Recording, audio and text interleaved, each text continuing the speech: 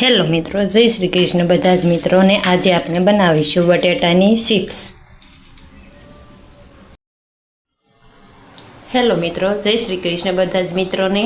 આજે આપણે બનાવીશું બટેટાની ચિપ્સ। એના માટે મેં અહીં 2 બટેટા લીધા છે। હવે આપણે તેની સાલ ઉતારી લઈશું।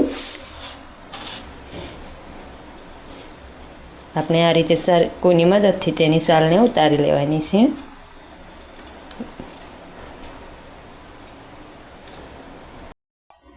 આપણા બટેટાની સાલ ઉતરી ગઈ છે, તો હવે આપણે તેની સ્લાઇસ કરીને તેને કાપી લઈશું।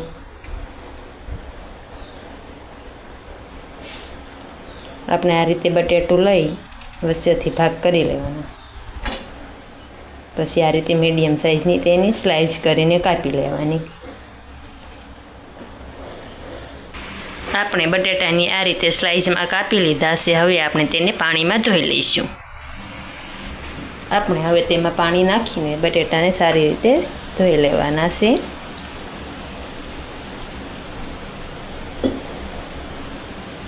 આ રીતે પછી આપણે તેને એક કપડા પર રાખી દઈશું, જેથી તેનું બધું પાણી તે શોષી લે। એટલે આપણે જ્યારે તેને તળવી એટલે પાણીના છાંટા ન ઉડે।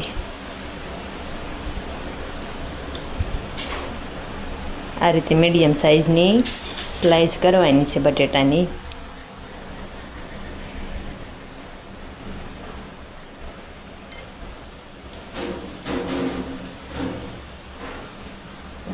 આપણે તેને કાપડ ઉપર આ રીતે ફેરવી લઈશું, જેથી આપણા બટેટાનું બધું પાણી તે શોષી લે।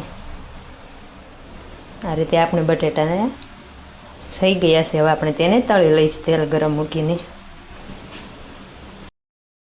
આપણે એક પેનમાં તેલ ગરમ મૂકીશું।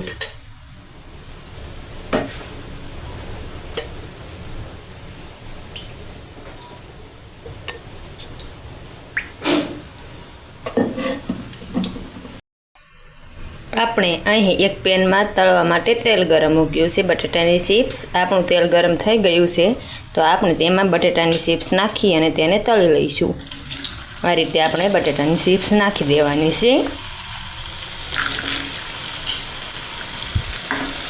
હવે આપણે તેને ચમચા વડે હલાવી લઈશું। આ રીતે આપણે એક કાપડમાં બટેટાની ચિપ્સને ધોયા પછી કોરી થવા માટે મૂકી હતી 1 થી 2 મિનિટ માટે। એટલે તમે જોઈ શકો છો, જરા પણ તેના છાંટા ઉડી રહ્યા નહોતા આપણને।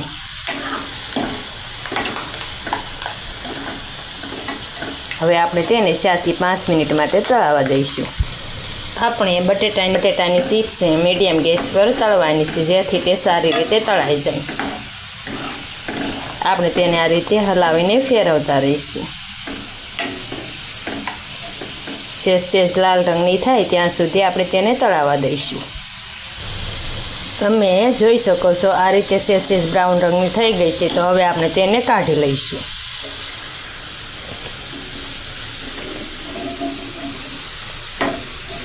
આ રીતે એક ડીશમાં તેને કાઢી લેવાની છે। આ રીતે કોઈ સાપું કે તમે ટીશ્યુ પેપર કોઈ પણ રાખી શકો છો, જેનાથી તે વધારાનું તેલ શોષી લે, એબ્ઝોર્બ કરી લે। આપણે એ જ પ્રમાણે બધી ચિપ્સને તળી લઈશું, વારાફરતી થોડી થોડી નાખીને। આપણી બટેટાની ચિપ્સ આ રીતે તળાઈને તૈયાર છે। આપણે તેને હવે એક પ્લેટમાં લઈ લઈશું।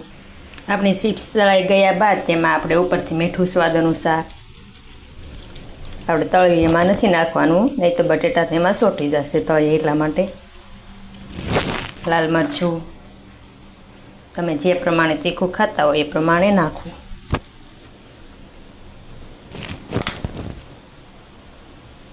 ઉપરથી આપણે તેમાં સંચળ પાવડર આ રીતે મીઠું આપણે નાખ્યું છે એટલે 2 મીડિયમ નાખીશું। સંચળ પાવડર પણ નાખીએ એટલે ઉપરથી આપણે તેમાં ચાટ મસાલો નાખી દઈશું આ રીતે। હવે આપણે તે બધાને હલાવીને મિક્સ કરી લઈશું આ રીતે।